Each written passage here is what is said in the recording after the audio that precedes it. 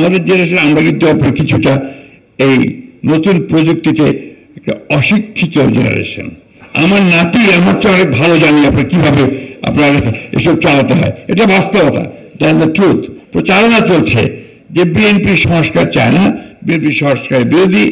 BNP হচ্ছে সেই দল যে দল সবচেয়ে আগে সংস্কারের কথা বলেছে, কাজ শুরু করেছে এবং আধুনিক বাংলাদেশ গড়ার ক্ষেত্রেও অগ্রণী ভূমিকা পালন করেছে।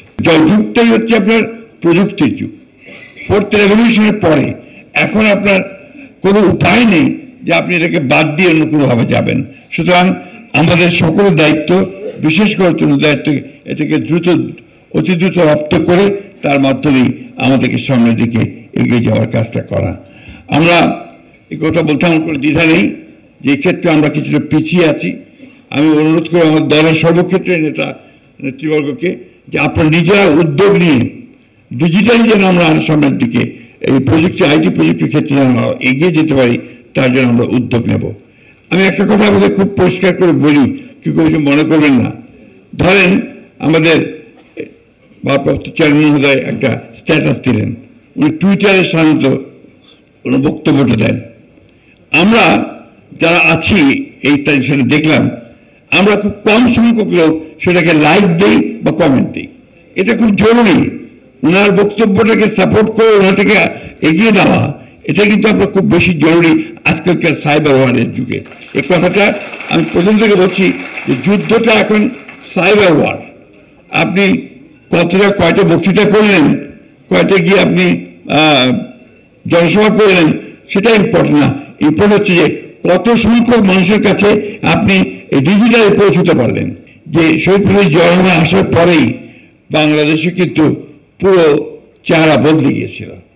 আমরা নতুন একটা বাংলাদেশ দেখতে পেয়েছিলাম। আজকে যে সংস্কারের কথা বলা হচ্ছে, সেই সংস্কারের শুরুটা কিন্তু শহীদ প্রেসিডেন্ট জিয়া রহমানের হাত দিয়েই। তিনি একদলীয় শাসন ব্যবস্থা, বাকশাল থেকে বহুদলীয় সর্বশ্রেণী ব্যবস্থায় গিয়েছিলেন, গণতান্ত্রিক একটা ব্যবস্থায় গিয়েছিলেন। তিনি গণমাধ্যমের পূর্ণ স্বাধীনতা দিয়েছিলেন, স্বাধীনতাপূর্ণ বিচার বিভাগের পূর্ণ স্বাধীনতা দিয়েছিলেন, অর্থাৎ একটা পূর্ণ গণতান্ত্রিক ব্যবস্থায় গিয়েছিলেন। তার সঙ্গে কিন্তু আমাদের অর্থনৈতিক ক্ষেত্রেও সম্পূর্ণ নতুন সংস্কার নিয়ে নতুন কাজ শুরু হয়। একটা বদ্ধ অর্থনীতি থেকে আমরা একটা উন্মুক্ত অর্থনীতিতে, একটা ফ্রি মার্কেট ইকোনমিতে গিয়ে উপস্থিত হয়েছিলাম তার নেতৃত্বেই। বাংলাদেশ মাত্র 3.5 বছরের মধ্যে অনেক দূর এগিয়ে গিয়েছিল। দেশনেত্রী Begum Khaleda Zia presidential form of government থেকে পার্লামেন্টারি ফর্ম অফ গভর্নমেন্টে নিয়ে এসেছিলেন। এই বিষয়গুলো আমাদের বড় দরকার, এই জন্যে যে আজকে একটা অত্যন্ত পরিকল্পিত প্রচারণা চলছে যে বিএনপি সংস্কার চায় না, বিএনপি সংস্কারের বিরোধী। বিএনপি হচ্ছে সেই দল যে দল সবচেয়ে আগে সংস্কারের কথা বলেছে, কাজ শুরু করেছে এবং আধুনিক বাংলাদেশ গড়ার ক্ষেত্রেও অগ্রণী ভূমিকা পালন করেছে।